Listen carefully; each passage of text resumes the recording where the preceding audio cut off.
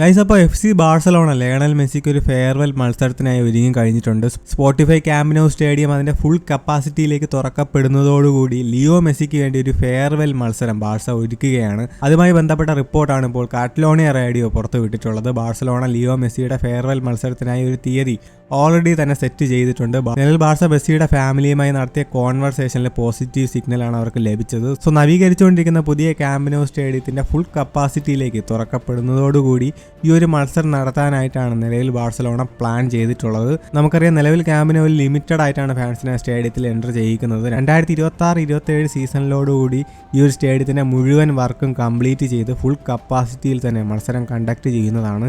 അപ്പോഴായിരിക്കും ഈ ഒരു ഫെയർവെൽ മത്സരം നടത്തുന്നുണ്ടാവുക. എനിവേ, ബാഴ്സലോണ ഫാൻസും മെസ്സി ഫാൻസും ഒരുപോലെ ആഗ്രഹിച്ച ഒന്നാണ് മെസ്സിക്ക് ഒരു ഫെയർവെൽ മത്സരം ബാഴ്സ ഒരുക്കണം എന്നുള്ളതൊക്കെ തന്നെ. അതിലേക്ക് തന്നെയാണ് കാര്യങ്ങൾ പോയിക്കൊണ്ടിരിക്കുന്നതും. മെസ്സിയുടെ ഫാമിലിയുടെ ഭാഗത്തു നിന്നും ഗ്രീൻ സിഗ്നൽ ലഭിച്ചതായിട്ടാണ് കാറ്റലോണിയ റേഡിയോ ഇപ്പോൾ പുറത്തുവിട്ട റിപ്പോർട്ട് വ്യക്തമാക്കുന്നത്. അപ്പോൾ ഗൈസ്, ഇതാണ് അപ്ഡേറ്റ്. അപ്പോൾ വീഡിയോ അവസാനിക്കുന്നു. അടുത്തൊരു അപ്ഡേറ്റ് വരുന്നതിലേക്ക് ബൈ.